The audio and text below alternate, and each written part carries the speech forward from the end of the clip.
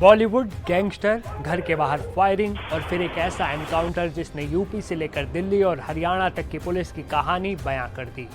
ये कहानी शुरू हुई थी बॉलीवुड एक्ट्रेस दिशा पाटनी के घर से और खत्म हुई गाजियाबाद की सड़कों पर गोलियों की तड़तड़ाहट के साथ। कौन थे वो शूटर जिन्होंने एक बॉलीवुड स्टार के परिवार को डराने की हिमाकत की?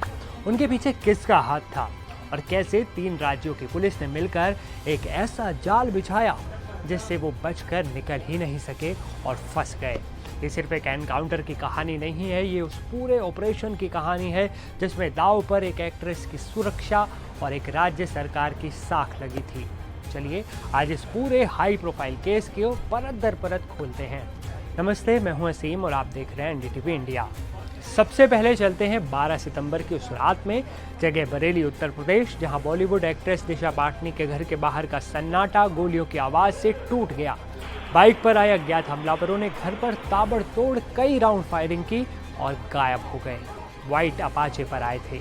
मकसद साफ था, दहशत फैलाना और शायद एक बड़ी वसूली की नींव रखना, क्योंकि इस फायरिंग के पीछे नाम जुड़ रहा था देश के सबसे कुख्यात गैंग्स में से एक रोहित गोदारा और गोल्डी बराड़ का।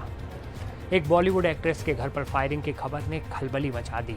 मामला सीधा मुख्यमंत्री योगी आदित्यनाथ तक पहुंचा और सीएम योगी ने साफ निर्देश दिए कि अपराध के प्रति 0 टॉलरेंस रखना है और इस मामले में तुरंत और सख्त एक्शन होना चाहिए। ये भी सीएम योगी ने साफ कर दिया और यहीं से शुरू हुआ एक बड़ा ऑपरेशन। जैसे ही सीएम का आदेश आया, यूपी पुलिस और एसटीएफ मिशन मोड में आ गई, सब एक्टिव हो गए। ये कोई आम केस नहीं था, इसलिए इसे सुलझाने के लिए 1 नहीं 2 नहीं बल्कि 3 राज्यों की सबसे एलीट पुलिस टीमों ने हाथ मिलाया।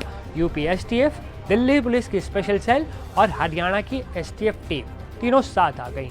इन तीनों ने मिलकर एक जॉइंट ऑपरेशन शुरू किया। सीसीटीवी फुटेज खंगाले गए।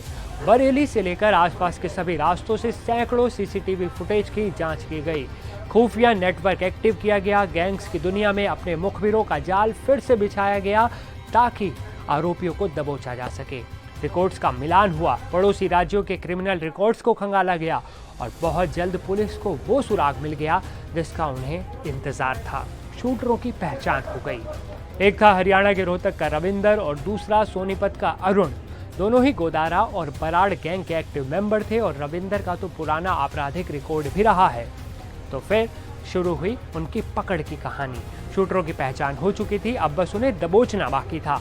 पुलिस को खुफिया जानकारी मिली कि दोनों शूटर गाजियाबाद के ट्रोनिका सिटी इलाके में छिपे हैं, वो वहां से गुजरने वाले हैं।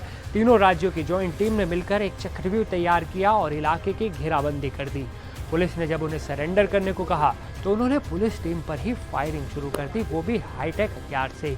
दोनों तरफ से गोलियां चली। इस मुठभेड़ में दिल्ली पुलिस स्पेशल सेल का एक जवान भी घायल हो गया, लेकिन पुलिस की जवाबी कार्रवाई में दोनों शूटर रविंदर और अरुण गंभीर रूप से घायल हो गए। उन्हें अस्पताल ले जाया गया, जहां इलाज के दौरान उनकी मौत हो गई। मौके से पुलिस को ग्लॉक और जिगाना जैसी विदेशी पिस्टल और भारी मात्रा में कारतूस भी मिले। सुनिए जरा पुलिस की बात। टेक्निकल एनालिसिस से ये एस्टैब्लिश हुआ कि इस घटना को जो 2 लोगों ने कारित किया था वो रविंदर, जो कि रोहतक का रहने वाला है, और अरुण, जो कि यहाँ सोनीपत का रहने वाला है। इन 2 लोगों ने वो घटना कारित करी है। जब इसको रोकने का प्रयास किया गया और इसको चेतावनी दी गई रोकने के लिए, तो इसने पुलिस की टीम पर घातक तरीके से फायरिंग करी। इनके पास से जो हथियार बरामद हुए, जिगाना और ग्लॉक, जो कि बहुत ही बढ़िया वेपन है, उससे पुलिस की टीम पे जानलेवा हमला किया गया। तो उसके आत्मरक्षा, जब पुलिस ने उसके डिफेंस में फायर किया कंट्रोल तरीके से, तो दोनों बदमाश घायल हुए। उन घायल बदमाशों को उपचार के लिए अस्पताल ले जाया गया, जहां उपचार के दौरान इसकी दोनों की मृत्यु हो गई। इनके पास से मौके से एक जिगाना पिस्टल, ग्लॉक और व्हाइट अपाचे मिली है। व्हाइट अपाचे जो दिशा पटानी के घर पे फायरिंग हुई थी उसमें प्रयोग की गई। तो इस तरह एक बॉलीवुड एक्ट्रेस के घर पर फायरिंग से शुरू हुई कहानी 1 हफ्ते के अंदर एनकाउंटर पर खत्म हो गई। यूपी पुलिस ने एक बार फिर ये संदेश दे दिया कि राज्य में अपराध करने वालों का अंजाम क्या होगा। लेकिन ये कहानी अभी पूरी तरह खत्म नहीं हुई है, क्योंकि जांच अब भी जारी है ताकि इस गैंग के बाकी फरार सदस्यों को भी पकड़ा जा सके। ये एनकाउंटर भले ही 2 शूटरों का खात्मा हो, लेकिन ये उस बड़ी लड़ाई का एक हिस्सा है जो पुलिस और संगठित अपराध के बीच चल रही है। आपको पुलिस के इस एक्शन पर क्या कहना है? क्या राय है आपकी?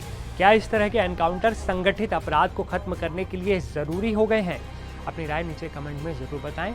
अगर आपको ये रिपोर्ट पसंद आई हो तो वीडियो को लाइक करें और चैनल को सब्सक्राइब करना बिल्कुल ना भूलें।